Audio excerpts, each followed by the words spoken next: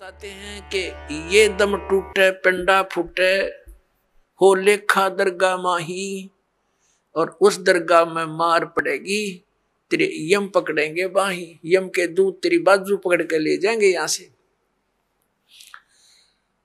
और जा दिन की वो डरनी लागे लज्जा रे अकनाही। फिर क्या बताते हैं परमात्मा कि जा सतगुरु की मैं बलिहारी जो जामन मरण मिटाही।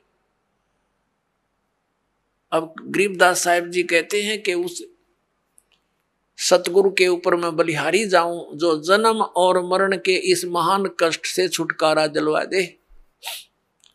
तो पुण्यात्मा, जन्म और मरण के रोग से छुटकारा कौन दिला सकता है? कबीर परमात्मा।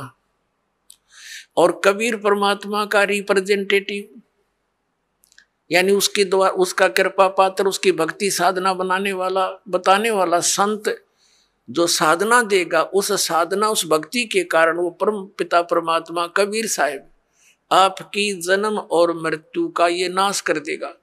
तो न तो ब्रह्मा जी की ना तो विष्णु जी की साधना से हमारा जन्म मृत्यु नाश हो सकता, जन्म मरण, क्योंकि ये स्वयं नाशवान है।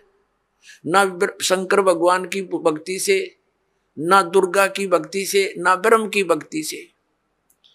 गीता ज्ञानदाता ये ब्रह्म है, श्री कृष्ण में प्रवेश करके बोलता है।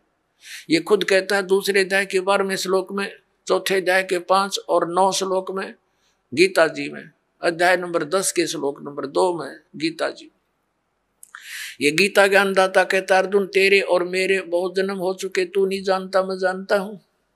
तो इसकी भक्ति करने वाला जन्म मरण से कैसे छूट सकता है? ये खुद जन्म मरण में गीता जी अध्याय नंबर 15 के श्लोक नंबर 16 और 17 में स्पष्ट किया है कि 2 पुरुष हैं, सर पुरुष और अक्षर पुरुष।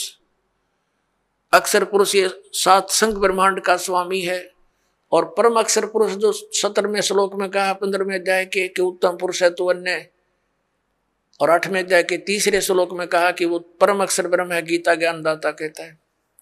तो उसकी भक्ति से जन्म और मरण का रोग नाश होगा। वो असंख्य ब्रह्मांड का स्वामी है, सबका मालिक है। वो सरपुरुष पर भी प्रभु है और अक्षर पुरुष पर भी वही मालिक है, और अनंत उसके अतिरिक्त जितने भी ब्रह्मांड हैं सबका वो ओवरऑल कंट्रोलर है। तो वो अविनाशी है। तो अविनाशी की भक्ति करने से ये अविनाशी हो सकते हैं, क्योंकि उसके लोक में जाएंगे जहां जिसकी भक्ति करेंगे उसी को प्राप्त होंगे। तो वहां जाकर के जन्म मरण मिटेगा। जन्म मरण किससे मिटेगा?